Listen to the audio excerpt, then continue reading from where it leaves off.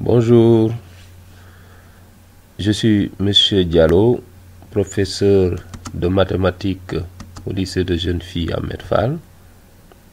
Ce cours est destiné à mes élèves de la 3e M1A du lycée de jeunes filles à Medfal, année scolaire 2019-2020. Dans le cadre de notre programme, nous avons un chapitre dénommé Géométrie dans l'espace. Alors pour ce chapitre-là, ce qui est important et qui constitue la principale difficulté, c'est qu'on a l'habitude de représenter nos objets mathématiques dans le plan, alors que pour ce chapitre-là, nous allons prendre des objets de l'espace et que nous allons représenter dans le plan. Ou vice-versa, des objets qui sont représentés dans le plan et pour lesquels nous devons avoir une vision mentale dans l'espace. Donc c'est ce qui va constituer la principale difficulté de ce chapitre-là. Comment représenter les objets que nous voyons dans l'espace. Avoir une vision mentale de ces objets-là dans l'espace.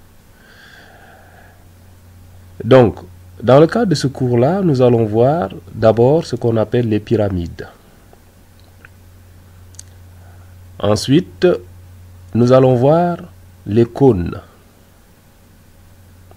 Mais plus précisément, dans ce cours, nous allons voir ce qu'on appelle les pyramides régulières. On va voir ce que c'est qu'une pyramide régulière.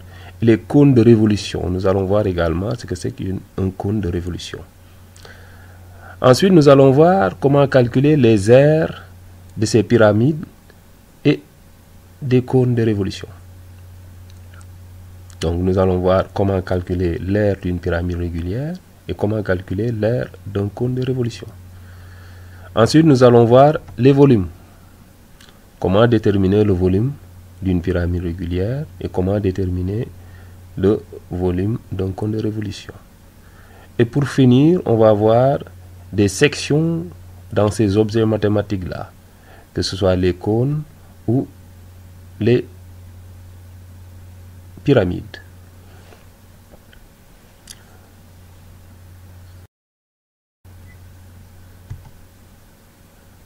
À la compétences exigibles.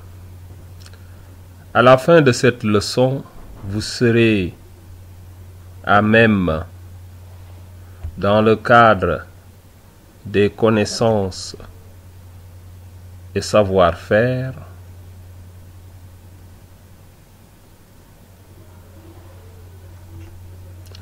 de reconnaître une pyramide régulière, de faire une représentation plane qu'on appelle patron d'une pyramide régulière,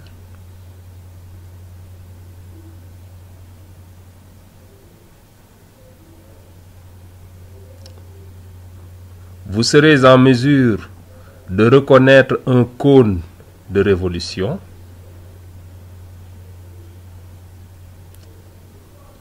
de faire une représentation plane qu'on appelle patron d'un cône de révolution,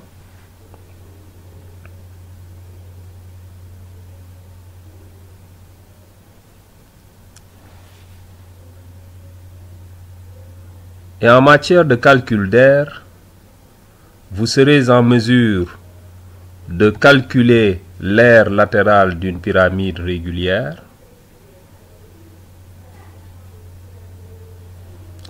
de calculer l'aire de base d'une pyramide régulière,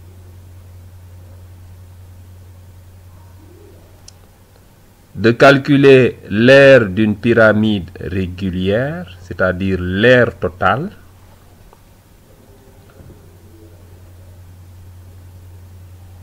vous serez en mesure de calculer l'aire latérale d'un cône de révolution,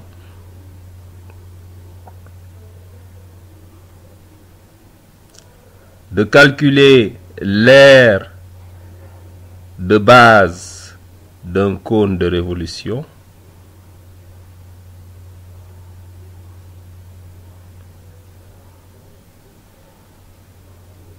de calculer l'aire ou tout simplement l'aire totale d'un cône de révolution.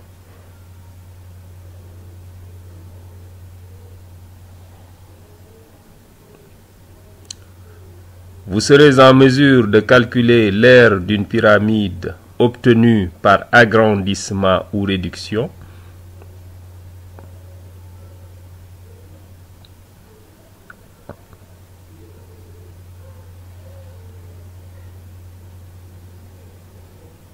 De calculer l'aire d'un cône de révolution obtenu par agrandissement ou réduction.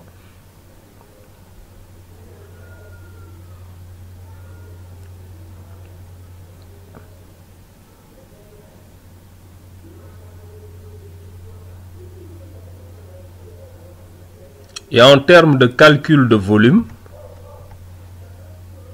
vous serez en mesure de calculer le volume d'une pyramide régulière,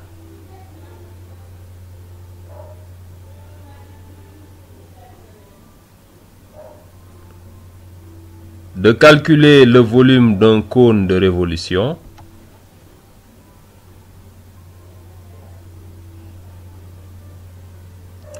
de calculer le volume d'une pyramide régulière obtenue par agrandissement ou réduction,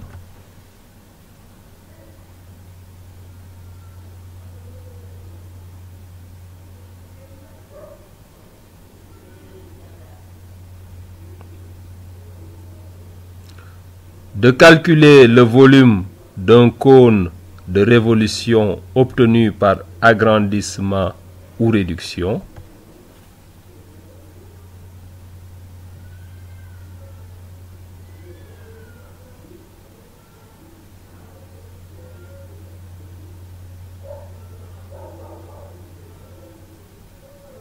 et en termes d'utilisation des propriétés de Thalès et de Pythagore, vous serez en mesure de connaître et utiliser la section d'une pyramide régulière par un plan parallèle à sa base,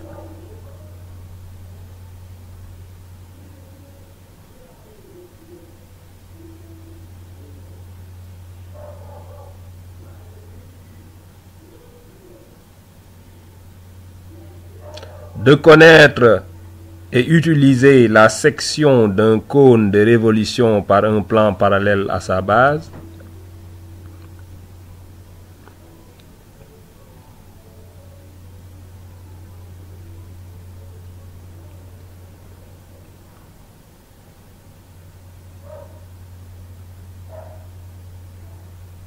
d'utiliser les théorèmes de Thalès ou de Pythagore dans le plan pour calculer des longueurs dans l'espace,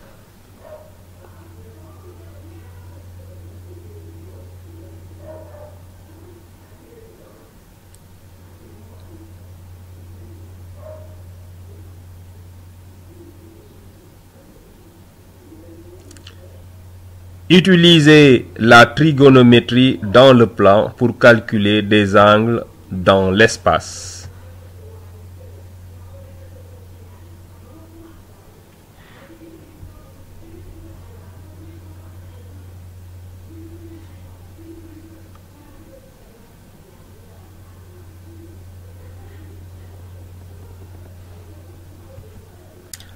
Alors, nous allons passer au grand 1, à savoir les pyramides. Alors, qu'est-ce que c'est qu'une pyramide? Nous allons donner quelques exemples de pyramides. Alors, comme exemple de pyramide, vous avez certainement entendu parler de pyramide. Essayez de vous rappeler dans quel cadre on vous a parlé de pyramide, ou dans le cadre de vos lectures, où est-ce qu'on trouve des pyramides. Donc, nous avons des pyramides en Égypte. Ces pyramides-là ont été construites vers 2500 ans avant Jésus-Christ. Vous avez des pyramides aussi au Mexique.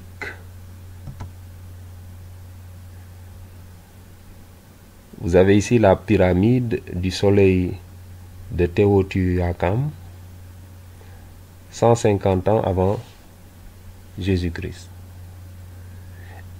Et vous avez la pyramide en Italie de Caius Cestius à Rome, 12 ans avant Jésus-Christ. Et pour finir, vous avez la pyramide du Louvre à Paris, construite en 1989.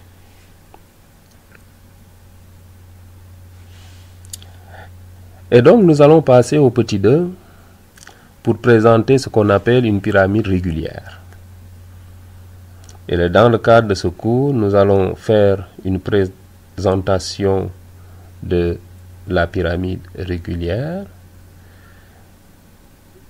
une définition de ce qu'on appelle une pyramide régulière et un patron d'une pyramide régulière. Un patron, il ne faut pas l'oublier, c'est une représentation plane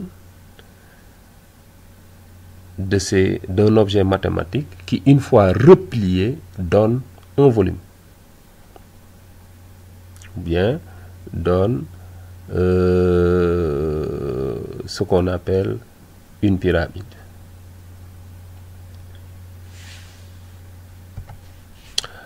Alors, pour ce qui est de la présentation, vous avez d'abord la base de la pyramide.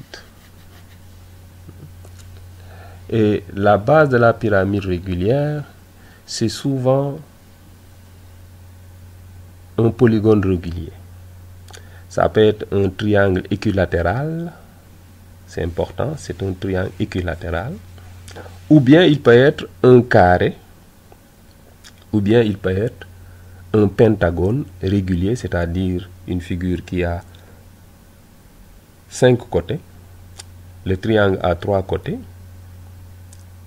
Triangle équilatéral donc à 3 côtés de même longueur. Le carré a 4 côtés de même longueur. Le pentagone régulier a 5 côtés de même longueur. Ou bien un autre polygone régulier qui aura 6 côtés de même longueur qu'on appelle un hexagone. Ou bien 7 côtés de même longueur qu'on appelle un heptagone. On peut continuer comme ça, ainsi de suite. Un octagone, un heptagone, un octagone, un nonagone, un décagone. Et donc vous avez, en plus de la base, vous avez les faces. Donc ici vous voyez combien de faces. Donc on va les voir, les faces. Il y a la première face, deuxième face, troisième, 4 faces. Donc nous avons un carré, 4 côtés et 4 faces. Et les faces ont quelle forme? C'est la forme d'un triangle. Voilà. Donc nous allons définir ce que c'est qu'une pyramide régulière.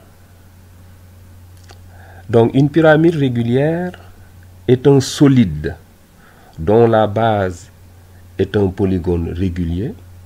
Les faces latérales sont des triangles isocèles ayant un même sommet commun, qu'on appelle sommet de la pyramide. Et la hauteur de la pyramide passe par le sommet et par le centre de sa base. Donc nous allons écrire ceci. Donc une pyramide régulière est un solide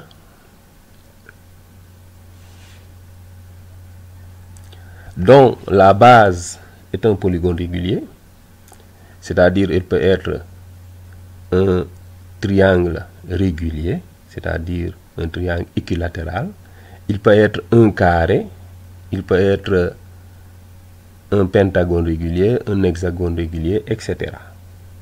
Donc les faces latérales sont des triangles isocèles, Donc il faut bien noter que ce sont des triangles isocèles et qui ont un sommet commun. Et le sommet est appelé sommet de la pyramide. Et pour finir, la hauteur de la pyramide passe toujours par le sommet et par le centre de sa base.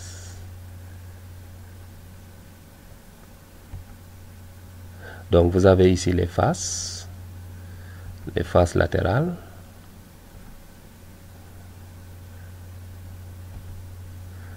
Et la hauteur, vous voyez bien la hauteur, elle passe toujours par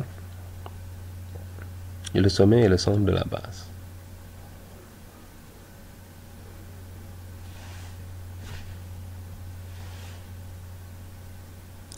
Nous allons donner quelques vocabulaires. Donc, ce que nous voyons là, c'est une pyramide régulière de sommet S. Et on va le nommer. Vous voyez, à la base, vous avez un carré A, B, C, D. Donc, cette pyramide-là sera nommée une pyramide S, A, B, C, D.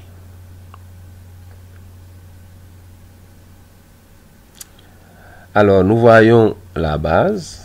La base pourrait être un triangle équilatéral, mais là, nous avons un carré. La base, elle peut être aussi un pentagone régulier ou un hexagone régulier. Mais ici, précisément, nous avons un carré. Donc, vous avez cette base-là. Et cette base, c'est le carré ABCD. Ensuite, nous avons ces faces. Les faces latérales sont des triangles isocèles. Alors, nous allons les noter. Il s'agit de SDC. Voilà, en vert, SDC. Vous avez SAD. Oui. Est-ce que vous pouvez citer les autres? Essayez de citer les autres triangles. Vous avez SAB. Et pour finir, vous avez SCD. Et vous voyez les arêtes. On peut compter les arêtes. Allez essayer de compter les arêtes. Donc ici, nous avons combien d'arêtes? 8 arêtes. 8 arêtes. Et on va essayer de les nommer. Donc ici, les arêtes seront d'abord soulignées en rouge avant d'être nommées. Donc on a d'abord comme arête, on a AB. Ensuite, en rouge, regardez sur la figure, vous avez l'arête BC. Ensuite, regardez bien sur la figure, vous avez l'arête CD. Ensuite, regardez bien, vous avez l'arête DA. Et là, vous avez l'arête SA. À partir du sommet SA. Vous avez l'arête SB à partir du sommet. À partir du sommet, vous avez aussi l'arête SC. Et pour finir, vous avez l'arête SD. Voilà. Donc, nous allons voir ce qu'on appelle un patron. Donc, je disais que le patron, c'est une représentation plane d'une pyramide ou bien d'un volume qui, une fois replié, donne le volume.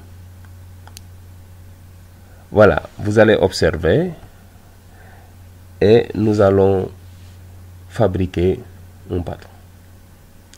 Alors donc, pour fabriquer le patron d'une pyramide, de manière générale, on va faire un certain nombre de travail. Donc, premièrement, nous allons construire le polygone représentant la base. Il peut être un triangle équilatéral, il peut être un carré, un pentagone régulier, un hexagone régulier, etc. Ensuite, il y a les faces latérales. Les faces latérales sont des triangles isocèles. Donc ici, nous avons comme base un carré. Ensuite, nous avons les faces latérales. Et pour construire les faces latérales, puisque c'est des triangles isocèles, on peut utiliser le compas. Donc, nous avons des faces latérales qui sont en forme de triangle isocèle. Alors, nous allons construire la première face Ensuite, deuxième face, troisième face, avec le compas. Hein. Voilà, donc nous avons notre patron. Alors le patron est aussi représenté comme ceci. Voilà, maintenant si on replie les faces latérales, les triangles, de manière à ce qu'ils se rencontrent en un sommet commun, qu'on appelle sommet de la pyramide, un point commun, nous obtenons tout simplement ceci.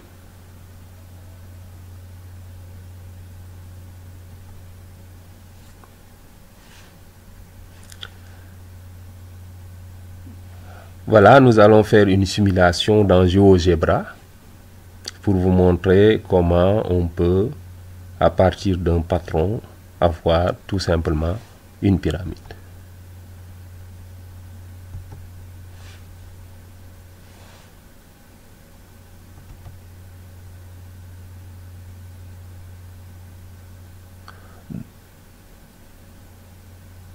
Donc là, vous voyez, vous êtes dans GeoGebra et vous avez un patron.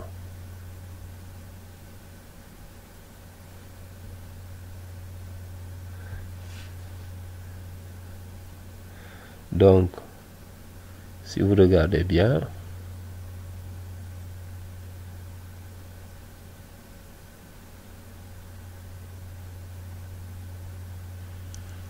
vous avez le patron et maintenant on replie les triangles.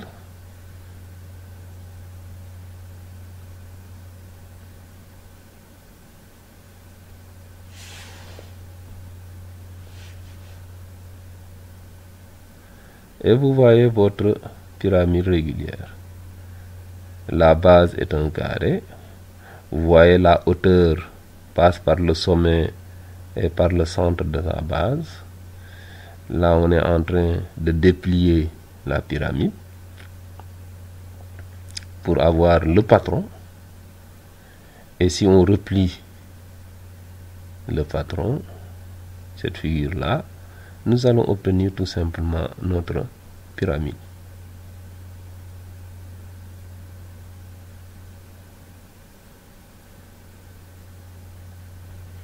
Donc ça vous permet de voir comment on obtient une pyramide à partir d'un patron. Et comment à partir d'une pyramide on peut aussi obtenir un patron.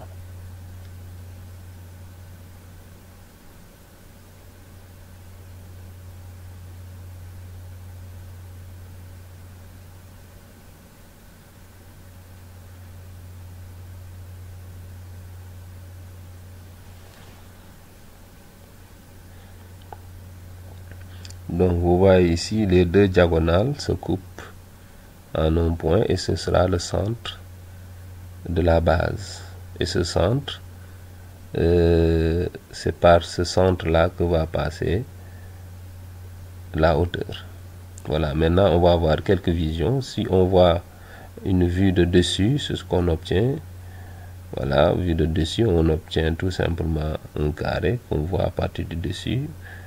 Lorsqu'on regarde à partir de la base, ce que nous obtenons, et là vous voyez qu'on obtient tout simplement un triangle. Voilà, donc là ça nous permet, voilà, vous avez la hauteur à ce niveau là. Donc on va essayer de colorer la hauteur en rouge et d'augmenter l'épaisseur du trait de la hauteur. Voilà, ça va nous permettre d'avoir la hauteur. Voilà, vous voyez la hauteur.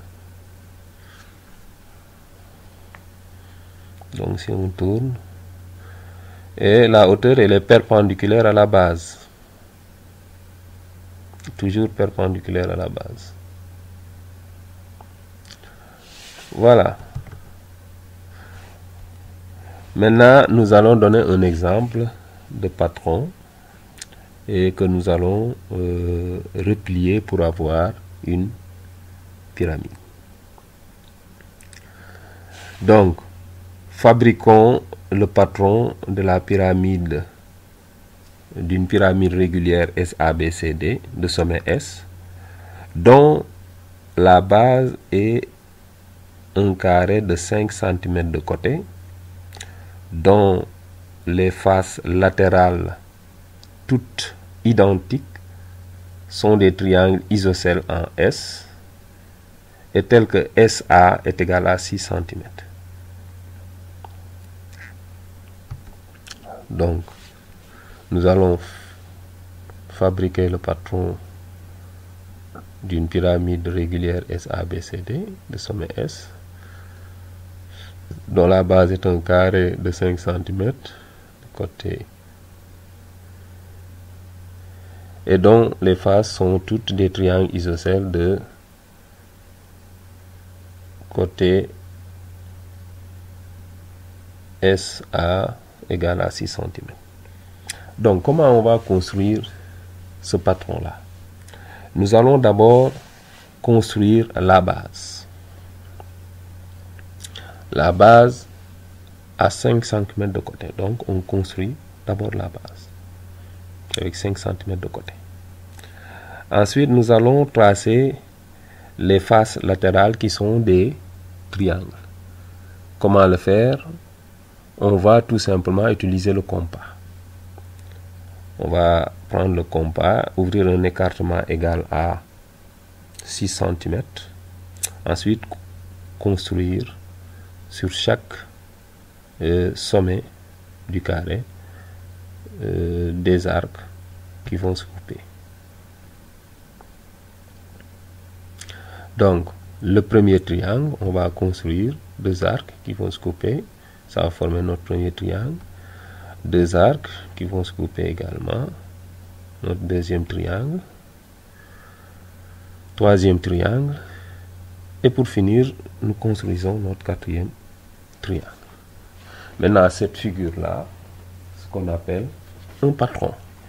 Une fois qu'on replie ce patron, on obtient un cône, une pyramide plutôt. Maintenant, nous allons passer à ce qu'on appelle les cônes. On va donner quelques exemples de cônes.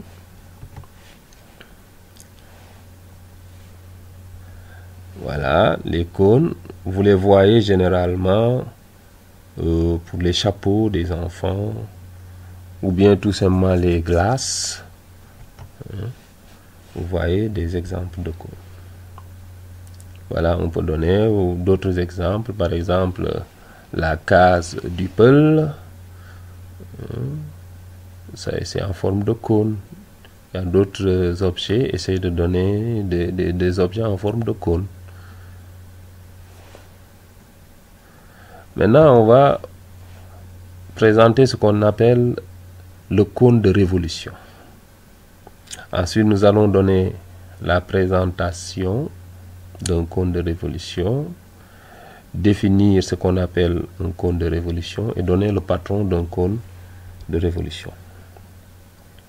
Et pour cela, nous allons faire une simulation d'abord de ce qu'on appelle un cône de révolution avec le logiciel GeoGebra.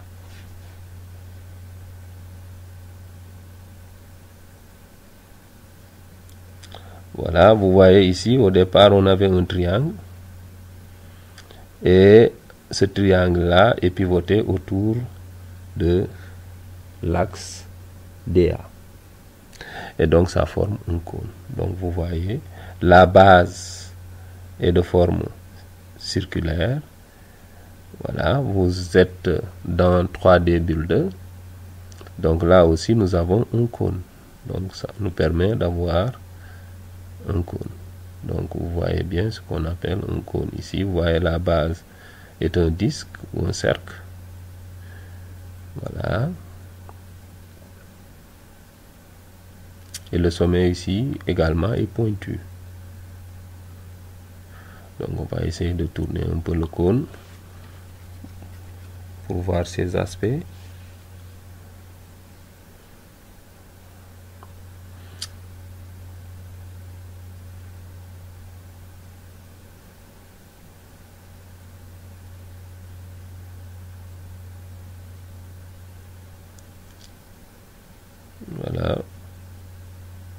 Et c'est ça le cône.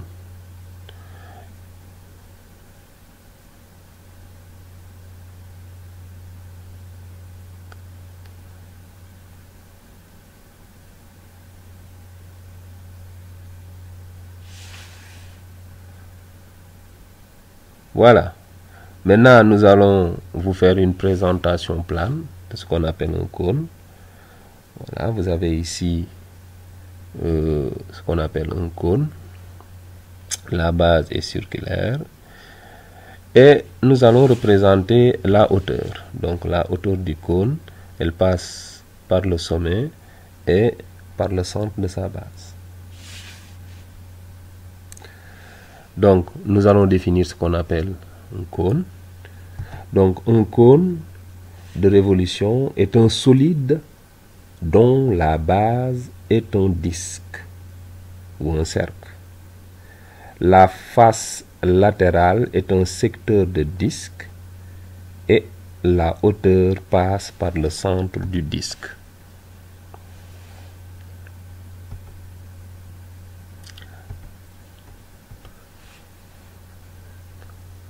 Donc un cône de révolution est un solide dont la base est un disque, la face latérale est un secteur de disque et la hauteur passe par le centre du disque. Alors, tout segment qui joint le sommet du cône à un point de la circonférence est appelé génératrice. Voilà, vous voyez votre cône, vous voyez la base, vous voyez la hauteur. Donc on va nommer les différentes parties de ce cône de révolution. Vous avez d'abord le sommet, vous voyez le sommet du cône. Ensuite, vous voyez la hauteur du cône, vous voyez la hauteur. Ça, la hauteur du cône. Ensuite, après la hauteur, vous allez voir ce qu'on appelle le rayon du cône. Bon, ça, c'est la génératrice du cône. Vous voyez, génératrice du cône. Là. Donc, tout segment qui joint un point de la circonférence au sommet du cône est appelé génératrice. Et pour finir, vous avez ici le rayon du cône. Le rayon du cône. Donc, après la définition, nous allons passer au patron. Patron d'un cône de révolution. Donc, nous allons voir comment on obtient le patron d'un cône de révolution. D'abord, on va représenter un disque. Et sur ce disque-là, on va prendre tout simplement un secteur de disque.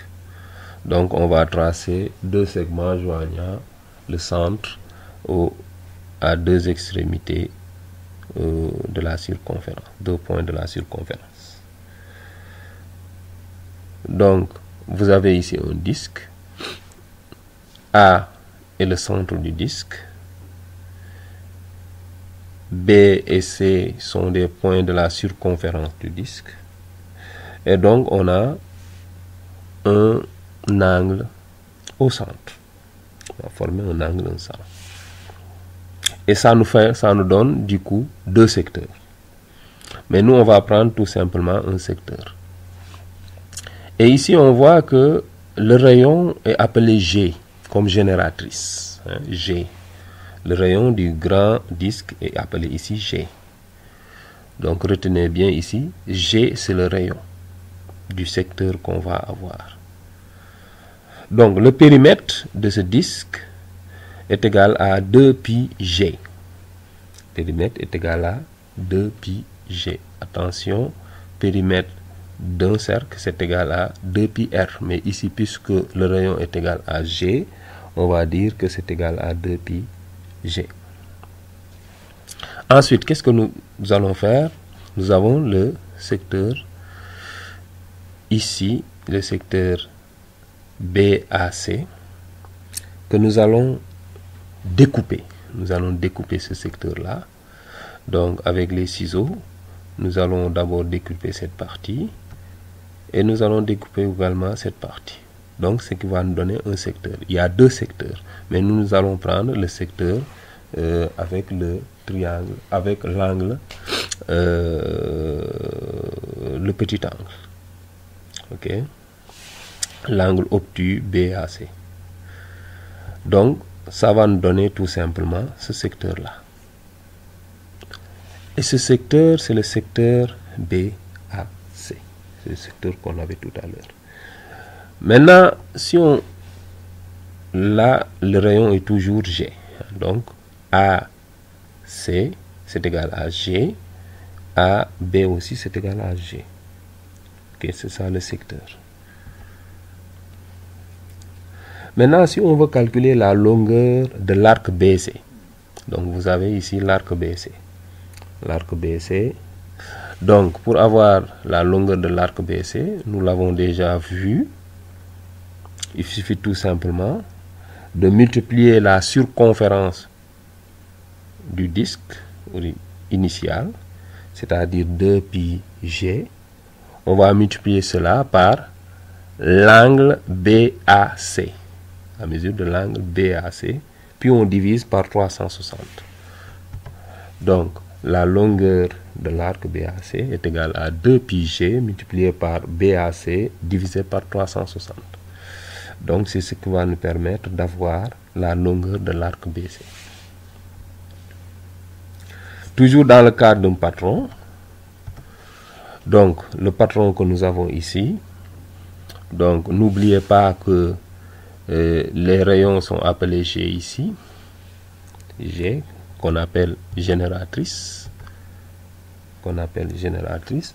Maintenant, si nous replions les deux génératrices de manière à conserver le sommet A et de manière à ce que C coïncide avec B, on va obtenir tout simplement le cône. Donc vous voyez les génératrices, c'est G, voilà la génératrice, et les points C et D vont être au même point, vont coïncider. Donc là déjà on a un cône dont la base est circulaire. Mais la base doit être un disque. Ok. Et donc ici, qu'est-ce qu'on a? La base circulaire là, le cercle de base, c'est égal à la longueur de l'arc BC. Donc vous voyez le cercle de base, c'est égal à la longueur de l'arc BC. Vous voyez l'arc BC sur le secteur de disque. Et vous voyez la circonférence de base. Et donc vous avez ici le disque de base. Et donc ça forme un cône complet. Donc pour avoir un cône, il faut avoir le secteur de disque et un disque de base. Le secteur de disque est appelé R latéral. Donc toujours dans le cadre d'un patron, nous allons voir ici, vous avez le secteur, ok, BAC. Ensuite, vous avez le cône qu'on va confectionner avec le secteur BAC. Donc, vous avez ici les génératrices. Ensuite, on a vu que l'arc BC était égal à la circonférence de la base. Voilà, l'arc BC. Et c'est égal à la circonférence de la base.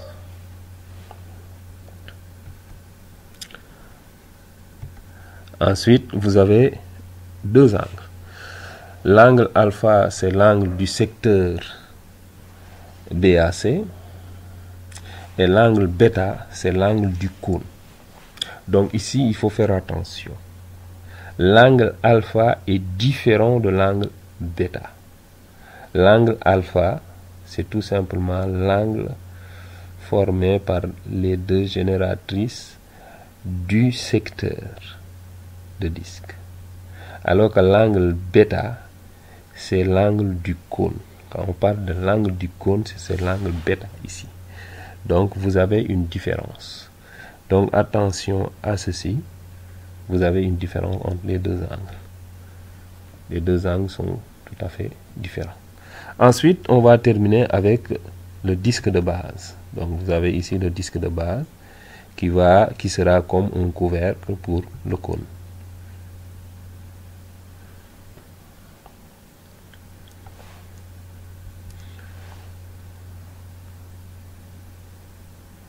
Voilà, maintenant on va vous montrer comment calculer la longueur de l'arc d'un arc BC et comment calculer le rayon du disque de base. Donc calcul de la longueur de l'arc BC, de l'aire latérale. Ensuite, on va calculer le rayon R du disque de base. Donc pour cela, nous allons tout simplement construire un cône. Alors, comment construire un cône? C'est assez simple. On va d'abord construire un disque ou un cercle de base. On va construire le sommet. Et ensuite, on va construire les génératrices. Donc, vous avez ici un cercle de base. Et là, ça représente le périmètre. Le pourtour est égal à 2πr. Ici, c'est R pour la base. Donc, vous avez ici la hauteur. Ça forme un angle droit. Ensuite, on va construire des génératrices. Quelques génératrices pour avoir notre cône. Donc, vous avez ici notre cône. Voilà. Voilà, maintenant, ça va donner... L'aire latérale va donner ce qui est en haut et le disque de base sera ici en bas. Maintenant, comment on calcule l'arc BC? Bon, l'arc BC, nous savons que l'arc BC, on l'a vu tout à l'heure, c'est égal à 2πg, puisque G, c'est le rayon du grand disque, qu'on appelle génératrice, multiplié par alpha sur 360. Ok, ça c'est la longueur de l'arc. Mais la longueur de l'arc est égale à la circonférence de la base.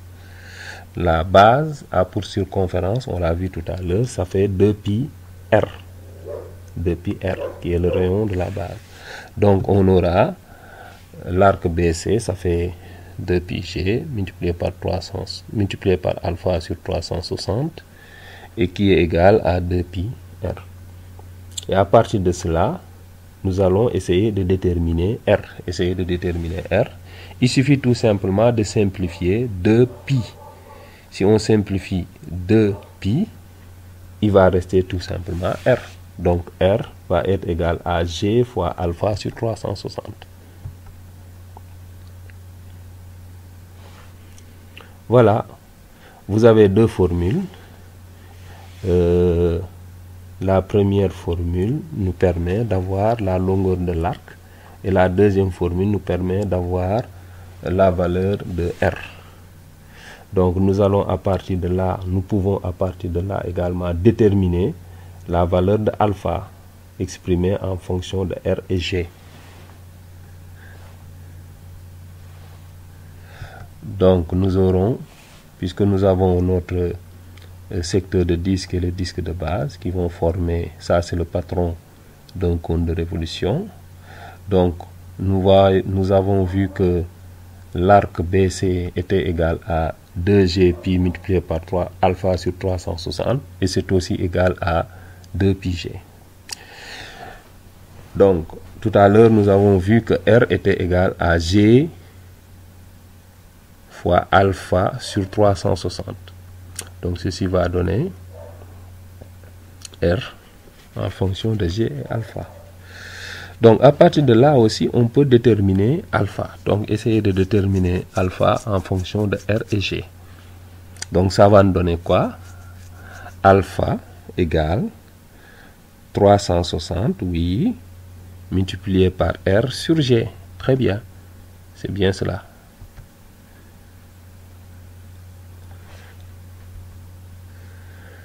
Maintenant, nous allons voir un peu ce qu'on appelle la hauteur.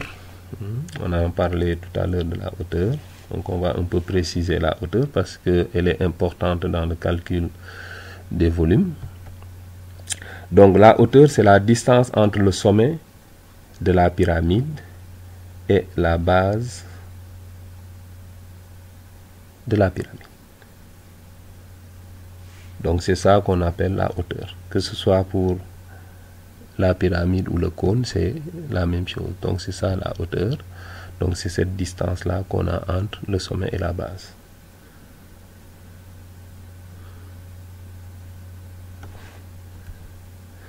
Pour le cône également, c'est pareil.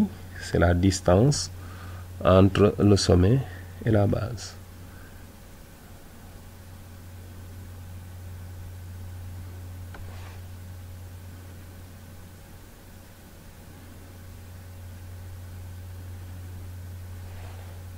Donc, vous voyez ici la hauteur. Maintenant, nous allons voir ce qu'on appelle les aires. Comment calculer les aires. Donc, tout à l'heure, en ayant le patron d'une pyramide, nous avons vu qu'il y avait globalement deux parties. Vous avez vous avez la base et vous avez la partie latérale. Ok. Donc, on va calculer pour l'aire, on va calculer l'aire latérale. Ensuite, on va calculer l'aire de base pour pouvoir déterminer l'aire de la pyramide ou l'aire du cône. D'abord, nous allons calculer l'aire de la pyramide régulière. Donc, l'aire d'une pyramide régulière. Donc, pour calculer l'aire d'une pyramide régulière, comme nous venons de le dire, nous allons d'abord calculer l'aire de la base. Donc, vous avez l'aire de la base d'une pyramide régulière. Donc, comment on calcule l'aire de la base? Ça, c'est le patron. Et donc, vous voyez, la base ici est un carré. Donc, c'est ça la base. Et donc, puisque c'est un carré, quelle est la surface du carré? Donc, je vous pose la question, quelle est la surface du carré? Surface du carré égale, nous l'avons vu en classe de CM2, égale côté fois côté. Donc, l'aire de base égale côté fois côté. Donc, puisqu'on multiplie le côté par lui-même, on peut dire tout simplement que l'aire de base, ici on va le noter AB comme aire de base est égal à côté au carré, puisque c'est égal à côté fois côté. Ensuite, puisqu'on a l'aire de base, on va essayer de voir l'aire latérale, parce que ce n'est pas seulement l'aire de base qui constitue la pyramide régulière. Donc, nous allons voir l'aire latérale. Donc, pour ce qui est de l'aire latérale, vous avez des faces qui sont des triangles. Donc, nous avons un premier triangle et vous avez les 4 triangles. Et pour calculer l'aire d'un triangle, nous savons que c'est égal à base fois hauteur sur 2. Mais pour ne pas confondre hauteur de la pyramide et hauteur des triangles, on va appeler ces hauteurs des triangles-là, on va les appeler apothèmes. Donc, on les appelle apothèmes. Donc, c'est les hauteurs des triangles qui forment tout simplement les faces latérales, qu'on appelle apothèmes. Donc, retenez bien cela. Quand on parle d'apothèmes, ce sont les hauteurs des triangles qui forment la partie latérale d'une pyramide. Et donc, à quoi est égal à l'aire? C'est égal à côté ou bien base fois hauteur fois apothème sur 2. Donc, côté fois apothème sur 2. Donc, nous avons 4 triangles. Donc, pour avoir l'aire latérale, puisque c'est les mêmes triangles, on a des triangles qui sont superposables. Chaque triangle est égal à côté fois apothème sur 2. Et c'est le même côté puisque la base est un carré. L'apothème aussi mesure la même longueur. Donc, on a 4 fois côté fois apothème sur 2. Donc, pour avoir l'aire latérale, on multiplie ceci par 4. Et donc 4 fois côté, si on prend un carré, 4 fois le côté, c'est égal au périmètre. Donc on peut dire que c'est égal à périmètre multiplié par apothème sur 2. Donc R latéral égale périmètre multiplié par apothème sur 2. Et donc pour calculer à présent l'aire totale, on va dire que c'est égal à quoi? Je vous laisse un peu me donner l'aire totale. Oui, c'est égal à l'aire de base. Oui. Et donc là, vous voyez les aires latérales. Donc, je vous laisse me donner l'aire totale. Donc, l'aire totale, oui, c'est bien égal à... L'aire totale est égal à l'aire de base, oui, plus l'aire latérale. Très bien. Donc, l'aire totale, c'est égal à l'aire de base plus l'aire latérale. Donc, pour récapituler, on va dire que l'aire totale, c'est bel et bien égal à l'aire de la base plus l'aire latérale. Donc, si on parvient à calculer l'aire de la base, s'il s'agit d'un triangle équilatéral, on sait comment faire. Donc, c'est égal à base fois hauteur sur 2. Donc, les aires latérales aussi vont être égales à 4 fois base ou bien côté fois apothème sur 2. Voilà. Donc, nous allons donner un exemple. Donc, exemple. Donc, comme exemple, on va prendre une pyramide SABCD dont nous connaissons le côté et dont nous connaissons un arête à partir du sommet S. Donc, nous avons une pyramide SABCD. Suivante. Maintenant, on vous demande de calculer l'aire de la pyramide. Vous avez cette pyramide-là. Donc, calculons l'aire de cette pyramide.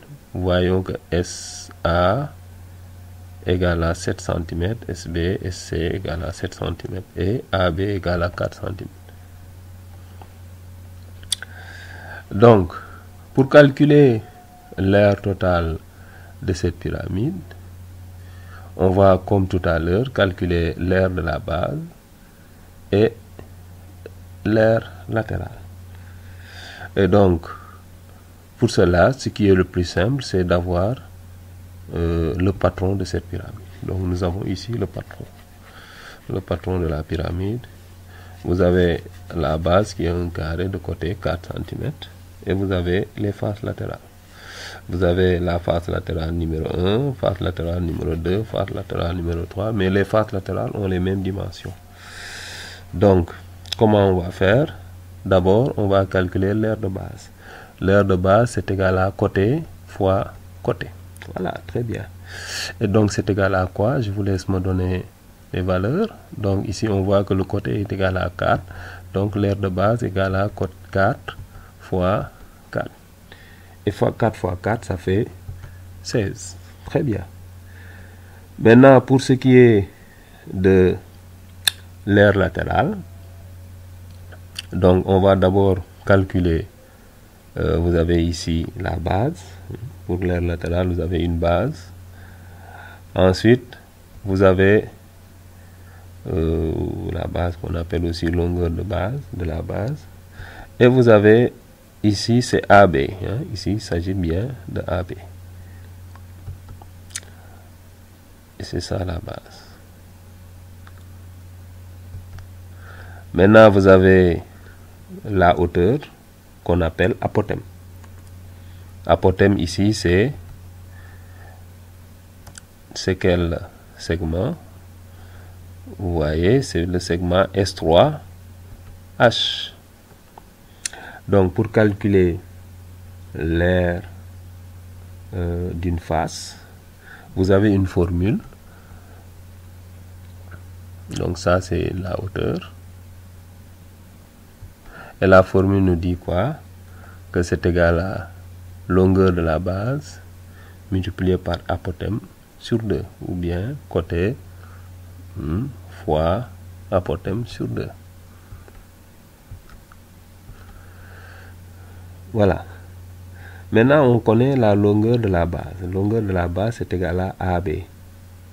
Et la hauteur, c'est S3H. Bien, HS3. Donc, on va calculer HS3 en utilisant Pythagore. Donc, en utilisant Pythagore, qu'est-ce qu'on a ici? Vous avez S3HB qui est un triangle rectangle en H. Ce qui veut dire que BS3 au carré est égal à BH au carré plus HS3 au carré. En d'autres termes, BS3 carré égale HS3 carré plus BH carré. BS3 carré égale HS3 carré plus BH carré. Voilà, très bien. Et moi, j'ai besoin de HS3. Donc, à votre avis, HS3 au carré égale à combien?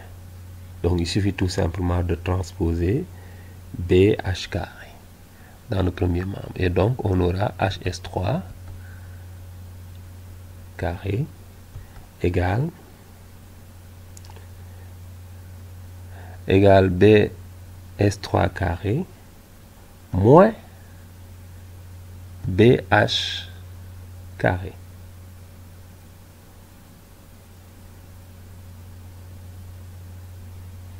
Mais ici, on voit que BH, c'est la moitié de AB. Donc, on peut déterminer BH. Or, BH égale à AB divisé par 2, et c'est égal à 4 par 2, qui est égal à 2. Donc, on peut revenir pour dire que HS3 carré égale, c'est égal à quoi? BS3, on sait que c'est égal à 7 cm. Donc, ce sera égal à 7 cm au carré. Moins BH, on sait que c'est égal à 2. Donc, BH carré, ça fait 2 au carré. Donc, si on calcule, ça va nous faire quoi? 7 au carré, ça fait 49. Moins, combien? 2 au carré, ça fait 4. Donc, 49 moins 4, ça fait 45. Donc, on a HS3 au carré qui est égal à 45. D'où HS3 tout court est égal à racine de 45. HS3 égale racine de 45. Et racine de 45, ça fait 3 racines de 5.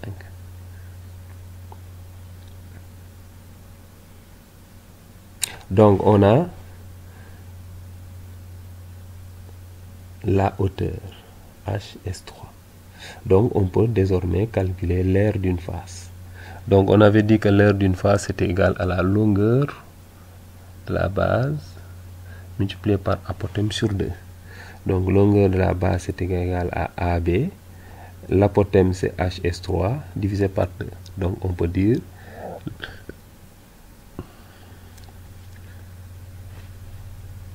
maintenant l'aire latérale, on sait que c'est égal à quoi? C'est égal à 4 fois l'aire d'une face. Mais on va calculer l'aire d'une face, puisqu'on n'a pas encore calculé. Donc, on va calculer l'aire d'une face. Donc, l'aire latérale, ça fait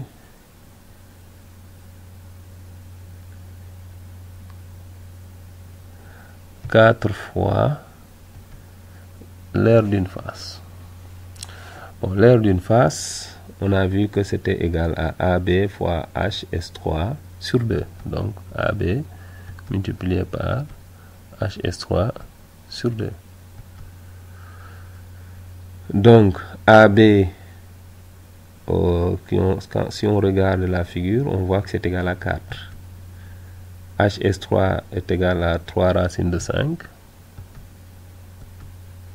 sur 2. Donc si on simplifie par 2, ça va nous donner 2 fois 3 racines de 5. 2 fois 3 racines de 5, ça fait 6 racines de 5. Donc, pour revenir à l'aire latérale, ça fait 4 fois l'aire d'une face. L'aire d'une face est égal à 6 racines de 5. Donc on aura l'aire latérale égale 4 fois 6 racines de 5. Et 4 fois 6 racines de 5, 4 fois 6, 24, ça fait 24 racines de 5. Et donc pour en finir, l'aire totale c'est égal à quoi?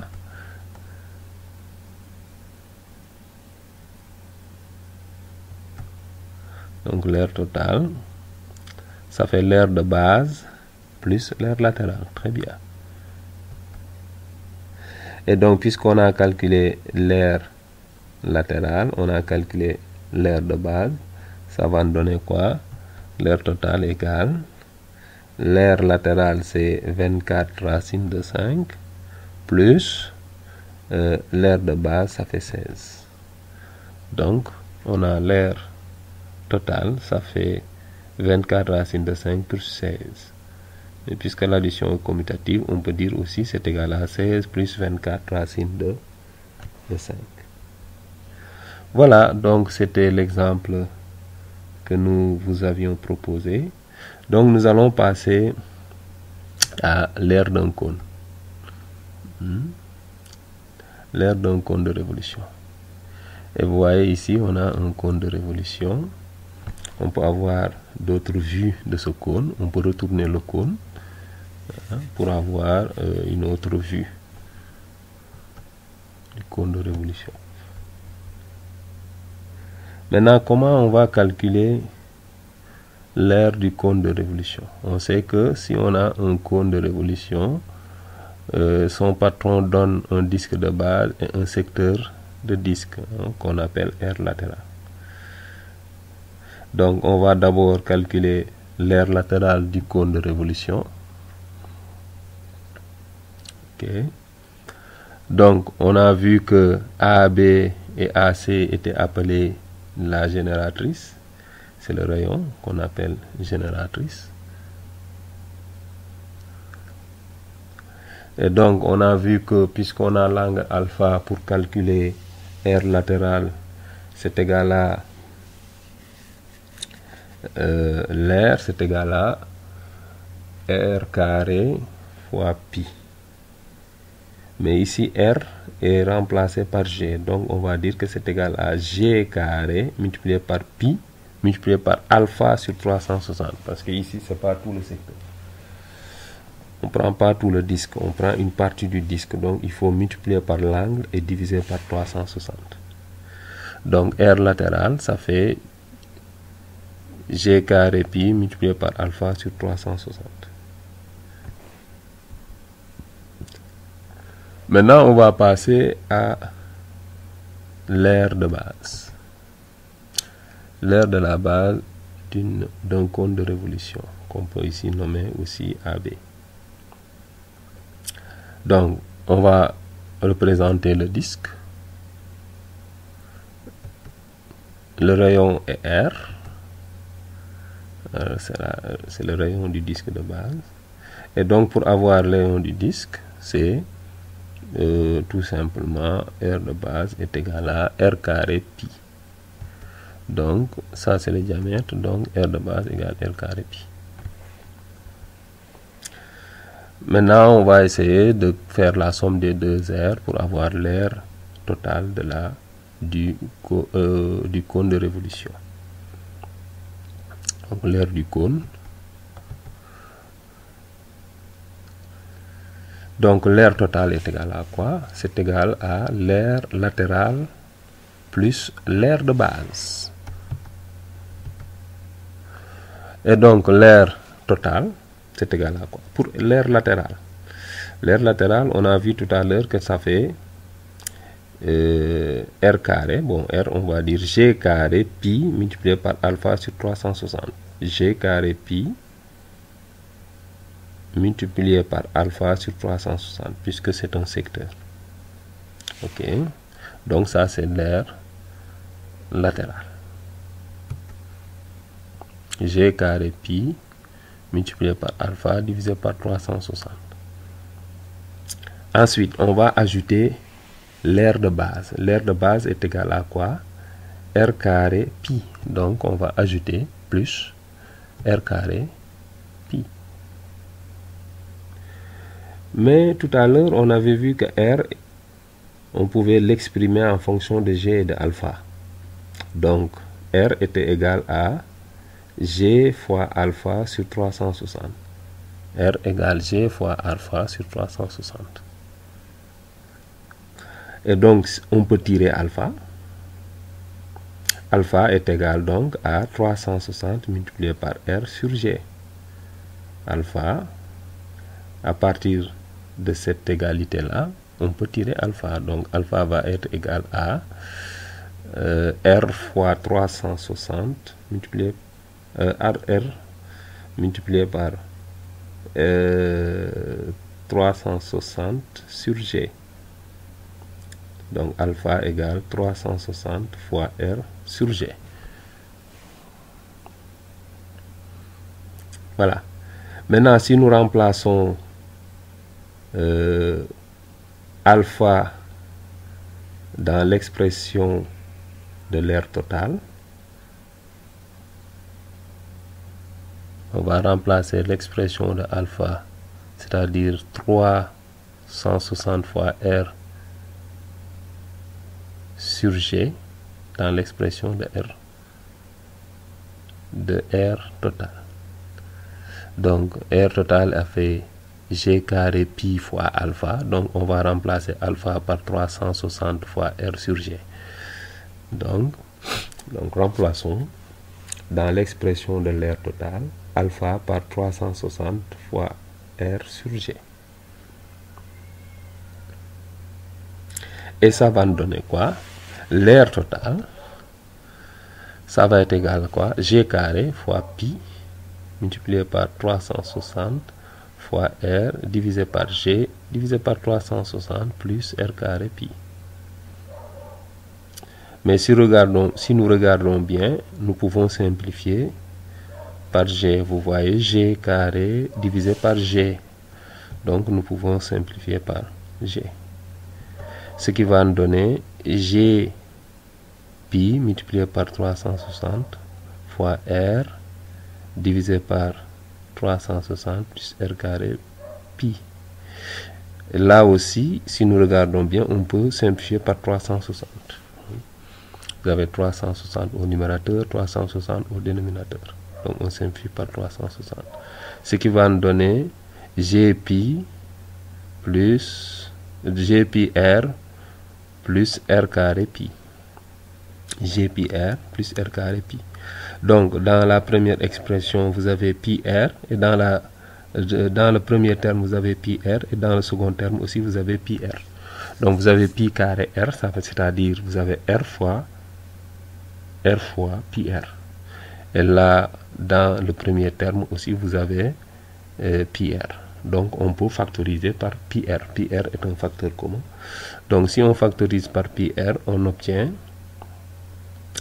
pi R facteur de R plus G. Donc l'aire totale, c'est égal à pi R facteur de R plus G. Donc il faut bien retenir cette formule. R total est égal à pi R facteur de R plus G. C'est dans le cas où on a R et G. Donc on va donner un exemple. Soit le compte de révolution suivant. Donc on vous donne un compte de révolution et vous avez les dimensions. Vous avez le rayon est égal à 3 cm et la génératrice égale 7,2 cm. Vous pouvez voir d'autres vues de ce compte de révolution. Maintenant, la question, c'est de calculer l'aire totale de ce cône de révolution. Donc, pour calculer le cône de révolution, on peut schématiser, représenter tout simplement son patron. Donc, le patron du cône est le suivant. Donc, vous avez ce patron. Voilà. Et donc, vous avez R, vous avez G. Donc, pour avoir l'aire totale, c'est assez simple. Nous n'avons même pas besoin d'utiliser l'angle du secteur angulaire, du secteur de disque. On peut utiliser tout simplement la formule de l'aire totale. Et ça va nous donner quoi? L'aire totale, c'est égal à quoi? On avait donné la formule. C'est égal à pi R, facteur de R plus G. Et maintenant, on va remplacer R et G par leur valeur. Ce qui va nous donner quoi? R total est égal à, puisque R est égal à 3 et G est égal à 7,2. Donc, on aura pi R, facteur de R plus G qui est égal à 3 fois pi, puisque R égale 3, facteur de 3 plus 7,2. Mais 7,2 plus 3, ça fait 10,2. Donc, ça fait 3 pi fois 10,2. Et 3 pi fois 10,2, ça fait tout simplement 30,6 pi. Donc, l'aire totale est égale à 30,6 pi. Donc, on a l'aire totale. On peut aussi calculer l'aire totale d'une autre manière. On va calculer l'aire latérale, ensuite on calcule l'aire de base, ensuite on fait la somme des deux aires. Donc on va faire ceci. Donc on calcule d'abord l'aire latérale. Cette fois-ci, on va utiliser l'angle. L'aire latérale, on avait dit que c'est égal à quoi? Ça fait pi g carré multiplié par alpha sur 360. Donc, R latéral égale pi g carré multiplié par alpha sur 360. Et si on remplace g par sa valeur, c'est-à-dire 7,2, alpha par 150, ça va nous donner quoi? Pi 7,2 au carré fois 150 sur 360. Et donc, si nous faisons le calcul, nous obtenons tout simplement R latéral est égal à 21,1,6 pi. 21,6 pi. Et donc, on va calculer à présent l'aire de base. L'aire de base égale pi R carré. Pi R carré. Et on sait que R est égal à 3 cm. Donc, ça fait pi fois 3 au carré. Donc, pi 3 au carré, ça fait 9 pi.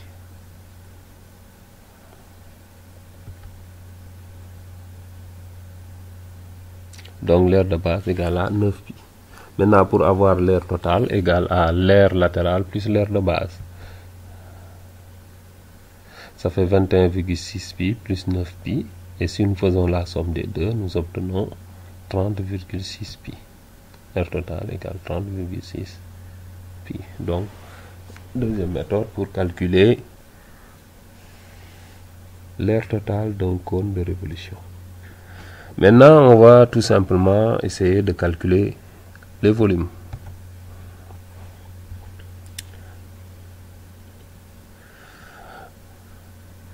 Donc, volume du cône et de la pyramide. Donc, nous allons voir qu'une même formule permet de calculer le volume du cône et de la pyramide.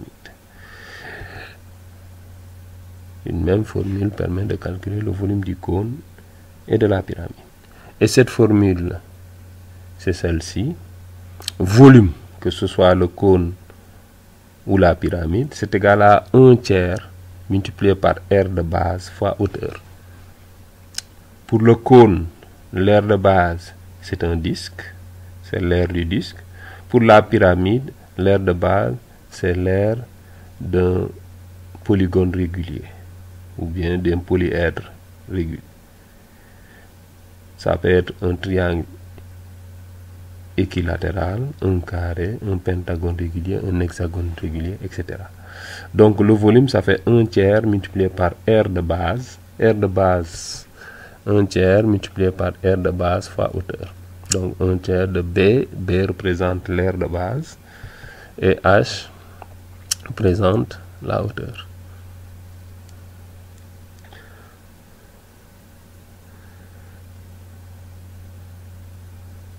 Donc de manière générale aussi, pour les solides, ça se calcule comme ça. Pour le cylindre, c'est l'aire de base fois hauteur. Pour les parallélépipèdes, etc., tout ça, c'est l'aire de base fois hauteur. Donc pour le cône, donc nous avons l'aire de base, qui est un disque, multiplié par la hauteur. Pour la pyramide, vous avez l'aire de base. Ici, la pyramide, il s'agit d'une pyramide régulière, mais dont la base est un carré. Donc, c'est R du carré, surface du carré, qui est égal à côté fois côté, multiplié par la hauteur. Maintenant, on va donner un exemple. Volume du cône et de la pyramide. Ici, il faut bien préciser que quand je parle de cône, tout simplement, il s'agit de cône de révolution et de pyramide régulière. Donc, exemple, on va donner un exemple. Calculons le volume d'une pyramide régulière à base carrée, de côté 3 cm et de hauteur 5 cm.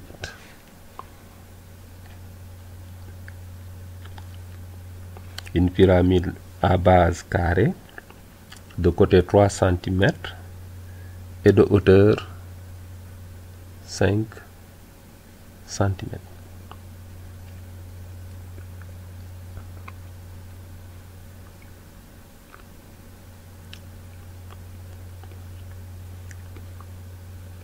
Maintenant, comment on calcule le volume d'une pyramide? On a dit que volume est égal à 1/3 de l'aire de base fois hauteur. Volume égale 1/3 multiplié par aire de base multiplié par hauteur. Mais ici, l'aire de base, il s'agit d'un carré, donc de côté égal à 3. Donc c'est égal à 3 au carré. 3 fois 3. Donc l'aire de base, nous allons calculer d'abord l'aire de base. On a la hauteur, on calcule l'aire de base. L'aire de base est égal à côté au carré. Et côté au carré, ça fait 3 au carré, ça fait 9. Donc le volume, ça fait 1/3 de l'aire de base fois hauteur, on le rappelle. 1/3 de l'aire de base multiplié par hauteur. Et 1/3 de l'aire de base, ça fait 1/3 multiplié par 9. Et la hauteur est égale à 5. L'aire de base égale 9 et la hauteur égale à 5. Donc ça fait 1/3 multiplié par 9 multiplié par... Et 5, c'est égal à 15. Donc le volume de la pyramide est de 15 cm3.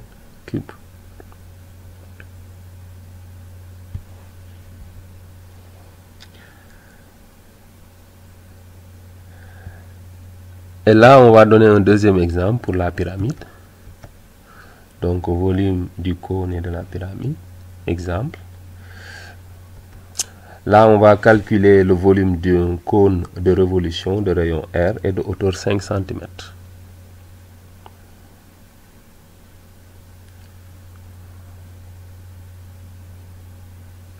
Donc, de la même manière, on va voir que le volume de la pyramide, comme celui du cône, ça fait 1/3 multiplié par R de base fois hauteur.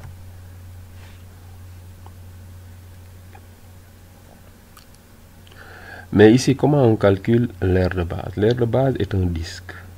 Donc, disque, ça fait rayon au carré fois pi. Donc, disque égale R. R de base est égal à R carré pi.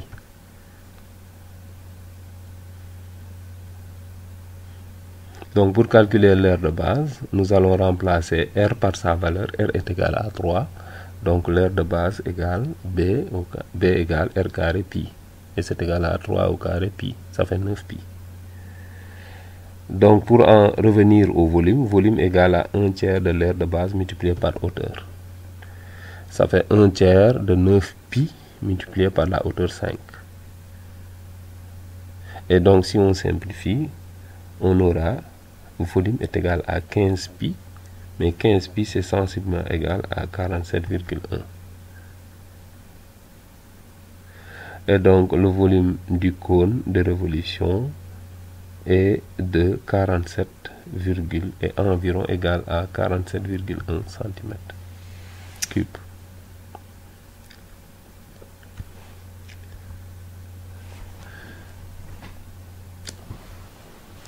À présent, nous allons voir les sections de pyramide ou de cône de révolution par un plan parallèle à sa base. Donc des sections dans des pyramides et dans des cônes.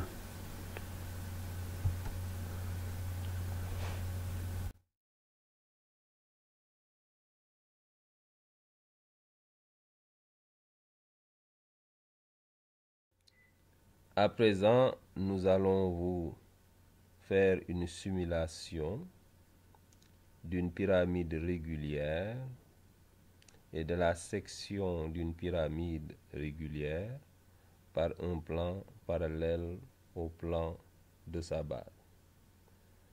Alors, ce que vous obtenez là, ce que vous observez, c'est un plan. Et sur ce plan, nous allons déposer une pyramide régulière. Voilà notre pyramide régulière déposée sur un plan. Voilà la base qui est là, qui est déposée sur ce plan en damier. Vous voyez les faces de cette pyramide. Vous voyez les faces. Et vous voyez la base.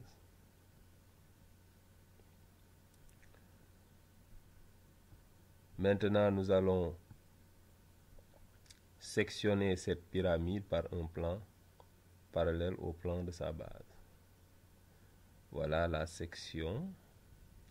Vous avez le plan qui sectionne, qui divise la pyramide en deux parties. Voilà. Vous avez au-dessus de la section une pyramide, une petite pyramide, appelée aussi pyramide réduite, dont les dimensions sont obtenues en multipliant les dimensions de la pyramide initiale par le coefficient de réduction. Le coefficient de réduction est obtenu en utilisant le théorème de Thalès appliqué dans le plan à un triangle. Vous voyez les triangles que nous obtenons dans le plan. Vous voyez ce triangle-là. On peut appliquer le théorème de Thalès à ce triangle.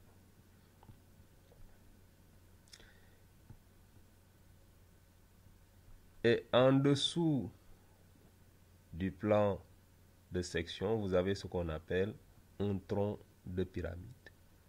Le tronc de pyramide est ce que vous voyez là. Donc, la section d'une pyramide par un plan parallèle à sa base donne naissance à une petite pyramide. Ensuite, à un tronc de pyramide. Les dimensions de la petite pyramide sont obtenues en multipliant les dimensions de la pyramide initiale par le coefficient de réduction. Les aires de la pyramide réduite sont obtenues en multipliant les aires correspondant par le carré du coefficient de réduction. Le volume de la petite pyramide est obtenu en multipliant le volume de la grande pyramide ou de la pyramide initiale par le coefficient, le cube du coefficient de réduction. Maintenant, pour obtenir le volume du tronc de pyramide, il suffit tout simplement de prendre le volume de la pyramide initiale auquel on soustrait le volume de la petite pyramide. Et ceci nous donnera le volume du tronc de pyramide. À présent, nous allons faire une simulation d'un cône de révolution et de la section d'un cône de révolution par un plan parallèle au plan de sa base. D'abord, ce que vous observez là, c'est un plan. Et sur ce plan, nous allons déposer un cône de révolution.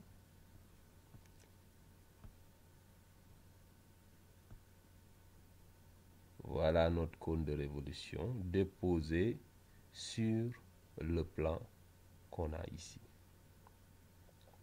Voilà.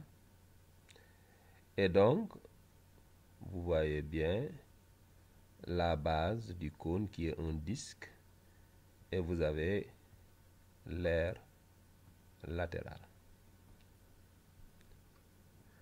Et donc, sur ce cône-là, nous allons appliquer une section de ce cône par un plan qui va être parallèle au plan de la base du cône.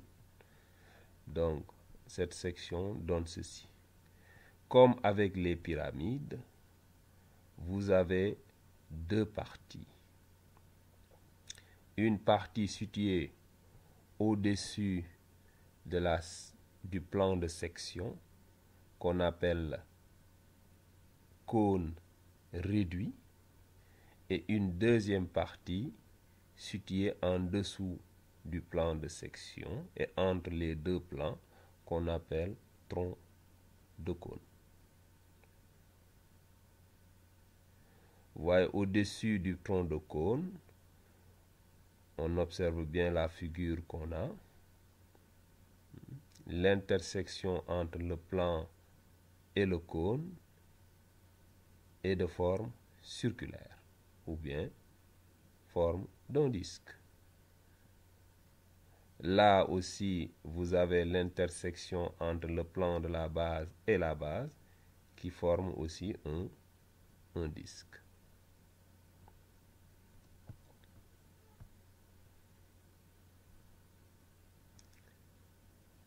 Donc, lorsqu'on fait une section d'un cône de révolution par un plan parallèle au plan de sa base, on obtient deux entités. On obtient un cône réduit et on obtient un tronc de cône. Pour ce qui est du cône réduit, les dimensions du cône réduit, comme avec les pyramides, sont obtenues en multipliant les dimensions du cône initial ou du grand cône par le coefficient de réduction. Ce coefficient de réduction est calculé en utilisant le théorème de Thalès appliqué à un triangle dans le plan. Donc, si nous appliquons ce théorème, nous allons obtenir un coefficient de réduction et en multipliant ce coefficient de réduction par les dimensions du cône initial, nous obtenons les dimensions du cône réduit. Les aires du cône réduit sont obtenues en multipliant les aires correspondants du cône initial par le carré du coefficient de réduction. Le volume du cône réduit est obtenu en multipliant le volume du cône initial par le cube du coefficient de réduction. Maintenant, pour avoir le volume du tronc de cône, il suffit tout simplement de faire la différence entre le volume du cône initial et le volume du cône réduit.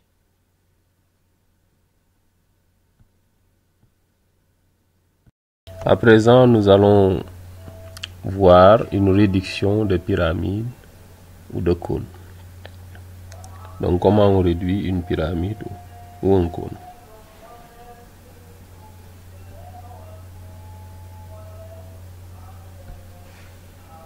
Donc, vous avez un plan ici. Et maintenant, si je fais monter le plan, j'obtiens une section dans le cône ou dans la pyramide. Donc, là, on a notre cône et notre pyramide réduit.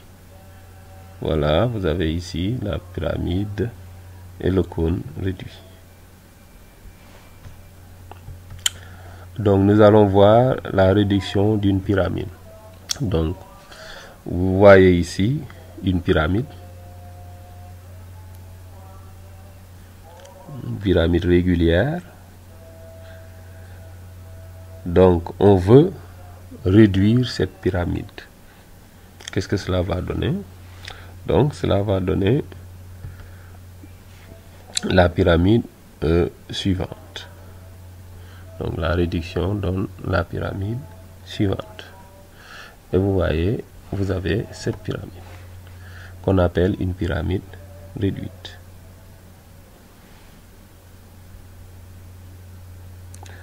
Et donc, en utilisant Thalès,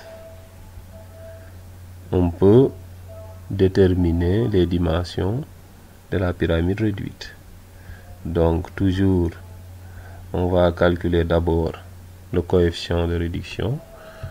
Donc, on aura coefficient de réduction d'une pyramide régulière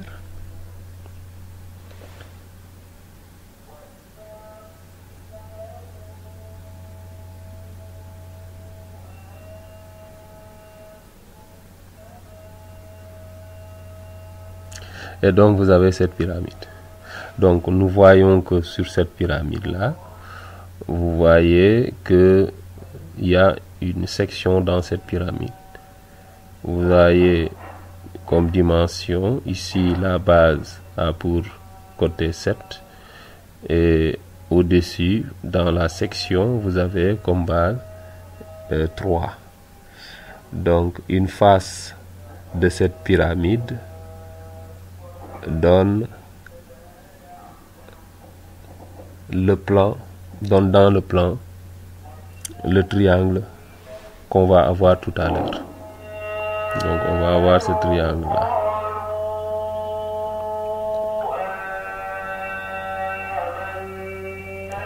Donc on obtient ce triangle là. Donc nous avons vu que 7 est la longueur de AB, la longueur de A'B' est égale à 3. Et en utilisant le théorème de Thalès, on calcule le coefficient de réduction.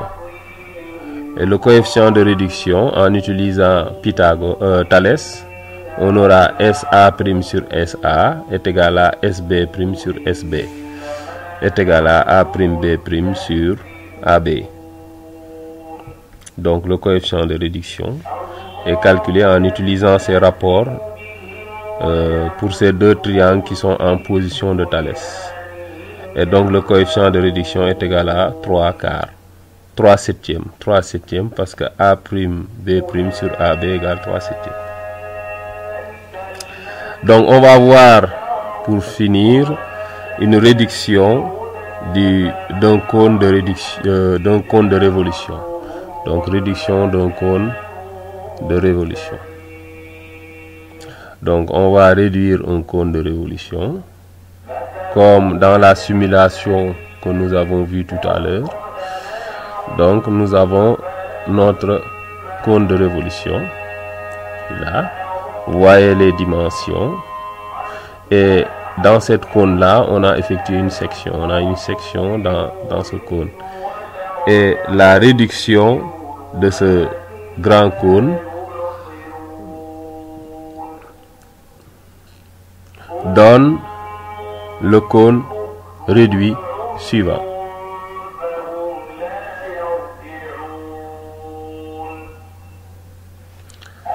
Et donc à partir du grand cône, on va calculer les dimensions, on va calculer le coefficient de réduction. Donc coefficient de réduction du cône de révolution.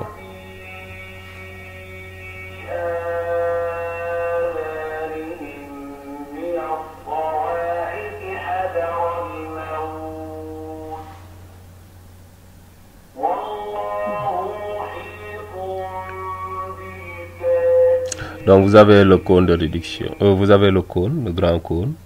Vous voyez que AB égale 3 cm, donc CB égale 6 et A'B' égale 2 cm.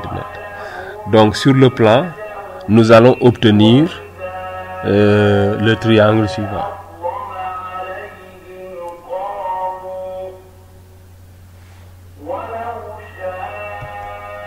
Donc nous avons ce triangle là, et à partir de ce triangle, nous pouvons calculer le coefficient de réduction.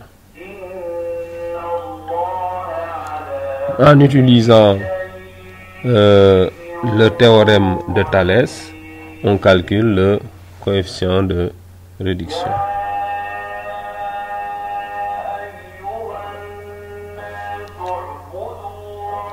Le coefficient de réduction, il est noté petit k.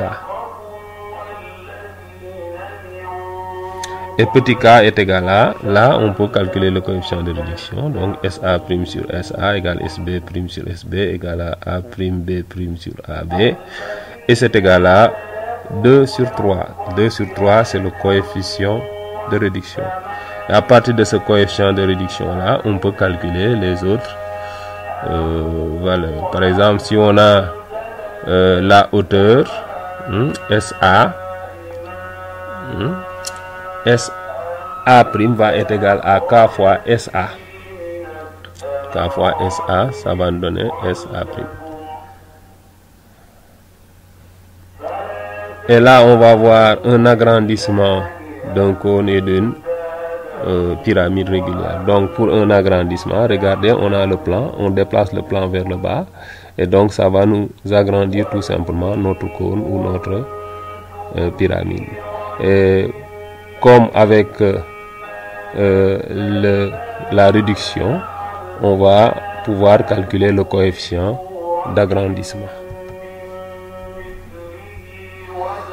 Donc, agrandissement d'une pyramide régulière.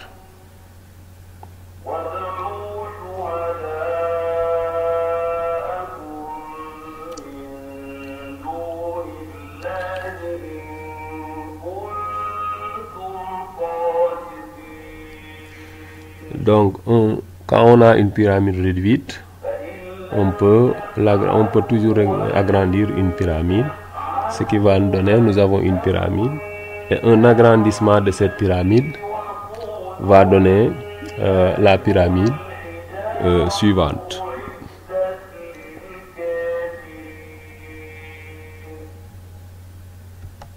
Donc, vous avez cette pyramide qui a été agrandie. Donc, vous voyez les dimensions, comme tout à l'heure. Et maintenant, une face de cette pyramide agrandie donne dans le plan le triangle suivant. Une face de cette pyramide agrandie donne dans le plan le triangle suivant. Donc vous avez ce triangle-là, ou en d'autres termes, on a deux triangles en position de Thalès. Donc en utilisant le théorème de Thalès, on peut calculer le coefficient d'agrandissement.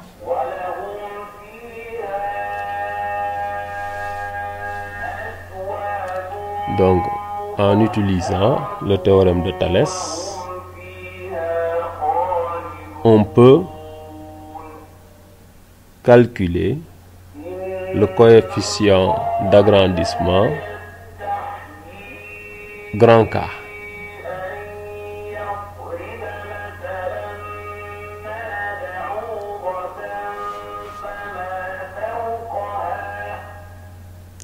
Et grand K est égal à quoi? Je vous laisse deviner. On va prendre grande distance sur petite distance. Au lieu de prendre SA' sur SA, on va prendre SA sur SA' égal à SB sur SB' est égal à AB sur AB'. Et ça va être égal à 7 sur 3.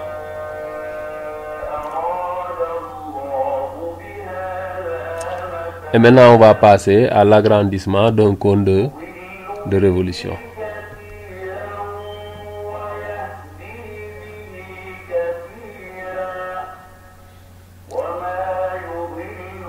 Donc, comme nous l'avons vu avec la pyramide régulière, nous avons un cône qui a été agrandi, et dans le plan, on va obtenir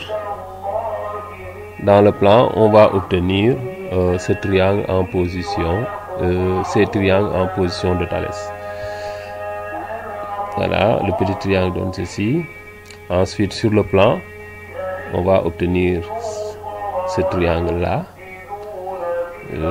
dont AB est parallèle à B'. En utilisant le théorème de Thalès, on calcule le coefficient d'agrandissement grand K.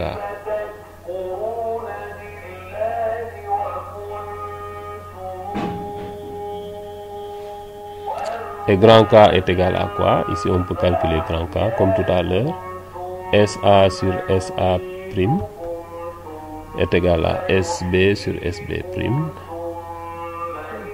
est égal à SA égal à AB sur A', B' qui est égal à 2/3, ce qui est le coefficient d'agrandissement. Voilà.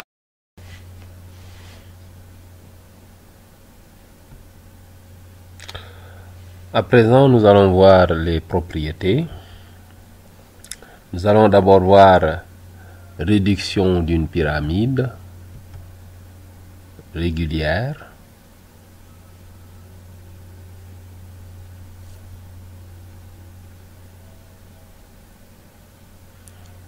Donc on a d'abord une pyramide régulière et on va réduire cette pyramide pour avoir la pyramide suivante, pyramide réduite.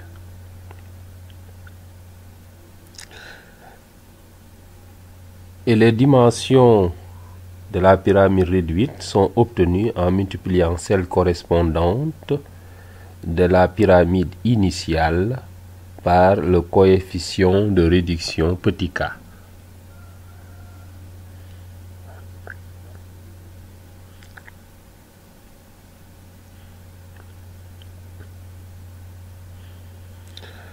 Si l'aire de la pyramide initiale est égale à grand A, alors l'aire de la pyramide réduite est égale à petit k au carré fois grand A.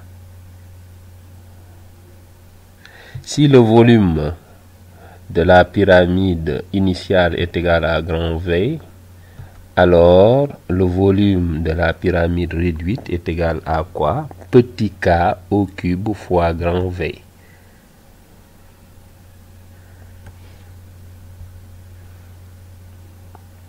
Pour ce qui est de la réduction d'un cône de révolution,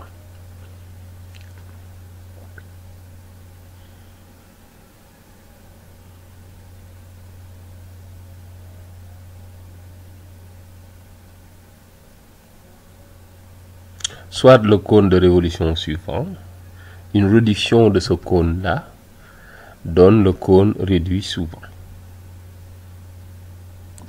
Et les dimensions du cône réduit sont obtenues en multipliant celles correspondantes du cône initial par le coefficient de réduction petit k.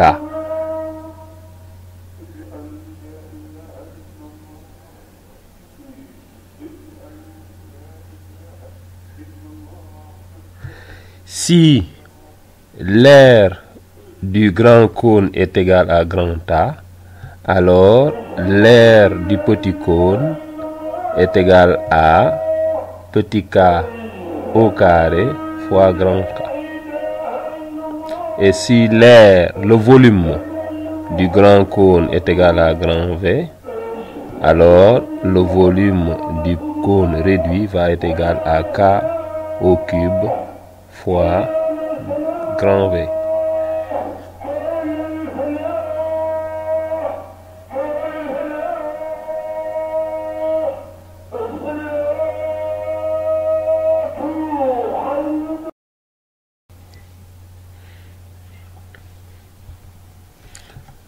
Maintenant, agrandissement d'une pyramide régulière. Lorsque nous obtenons une pyramide et que nous l'agrandissons, les dimensions de la pyramide agrandie vont être obtenues en multipliant celles correspondantes de la pyramide initiale par le coefficient d'agrandissement grand K.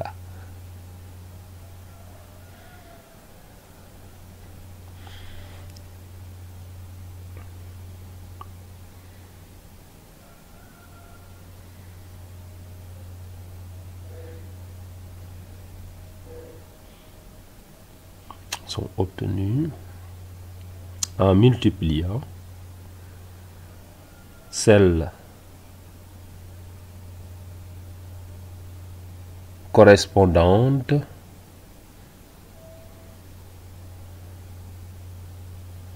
de la pyramide initiale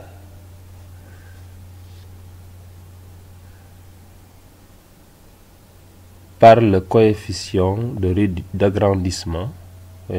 d'agrandissement grand K.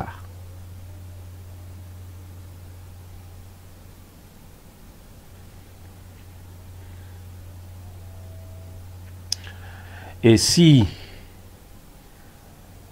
l'aire de la pyramide initiale est grand A, alors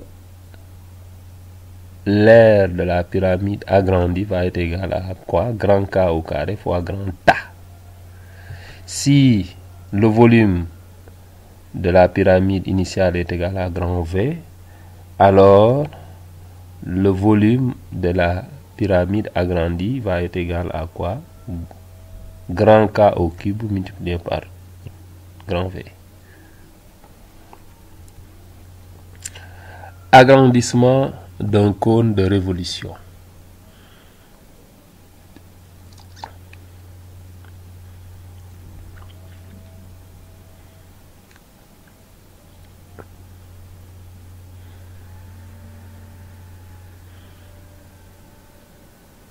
Lorsque nous avons un cône de révolution et que nous l'agrandissons, nous obtenons ce cône.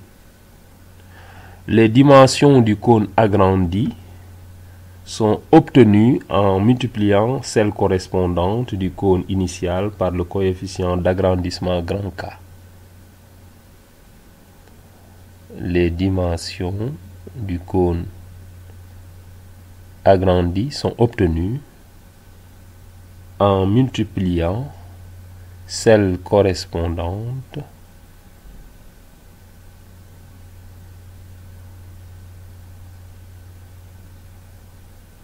du cône initial par le coefficient d'agrandissement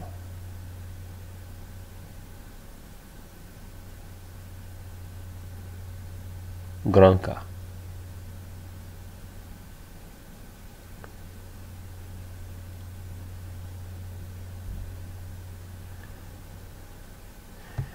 Si l'aire du cône initial est égal à grand A, alors l'aire du cône agrandi va être égal à grand K au carré multiplié par grand A. Si le volume du cône initial est égal à grand V, alors le volume du cône agrandi va être égal à grand K au cube multiplié par grand V.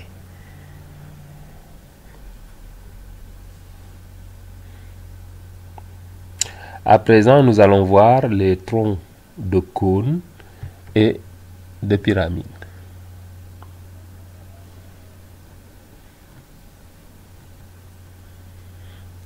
Donc ici, nous avons un plan. Donc on va sectionner dans le cône et la pyramide. Et on obtient ce cône et cette pyramide, ce tronc de cône, ce tronc de pyramide. Et donc maintenant on va voir le tronc de pyramide. Voilà un tronc de pyramide. Et le tronc de cône. Le tronc de cône. Donc pour obtenir le volume du tronc de pyramide, naturellement ça va être égal à volume de la pyramide initiale moins le volume de la pyramide réduite.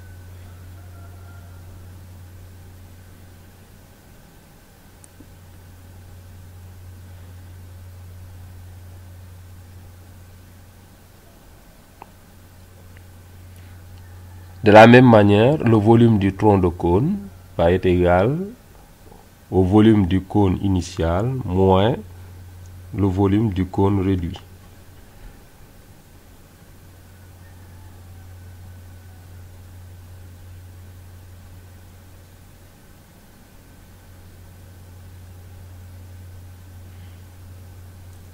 Et si on appelle grand V grand, V indice grand, pour désigner le grand cône ou grande pyramide, donc V grand va être le volume du cône ou de la pyramide initiale et K le coefficient de réduction. Donc V grand, le volume du cône ou de la pyramide initiale, et K le coefficient de réduction. Alors on aura quoi? On aura le volume du cône ou de la pyramide réduit va être égal à quoi? K au cube multiplié par V grand. Donc le volume du cône ou de la pyramide réduit est V réduit égal à K cube multiplié par V grand.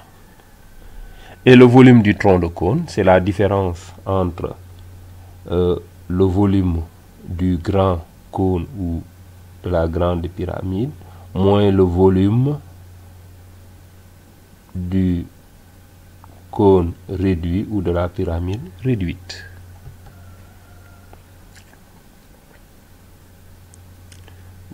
Donc V tronc est égal à V grand moins V réduit.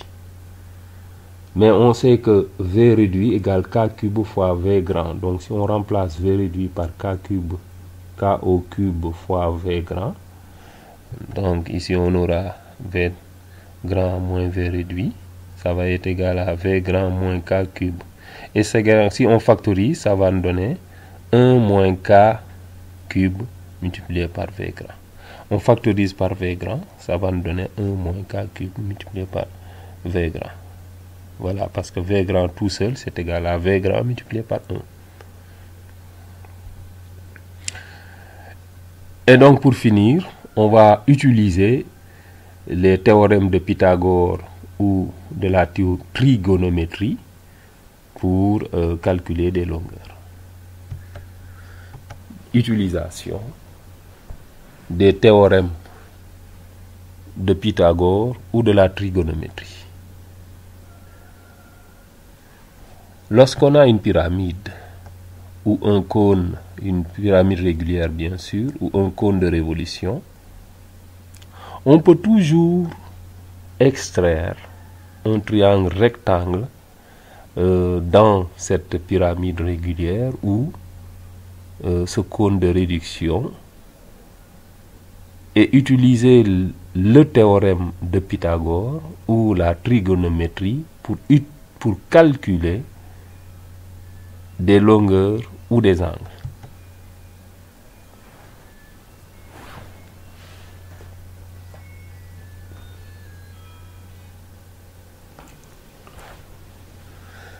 Dans une pyramide régulière ou un cône de révolution et utiliser le théorème de Pythagore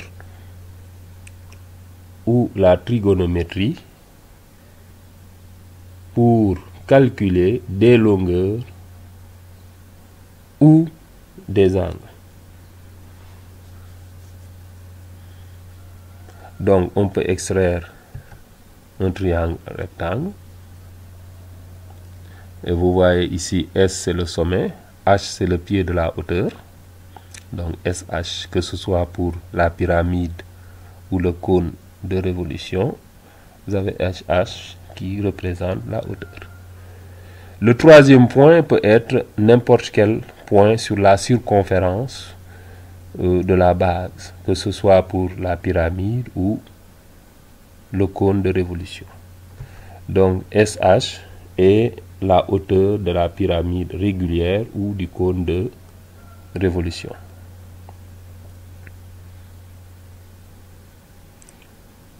Et maintenant, on a deux points, S et H. Le troisième point, il peut être n'importe quel point sur la circonférence du disque de base pour le cône ou bien du polygone régulier de base pour la pyramide. A, B, C ou D ou tout autre point de la circonférence de la base.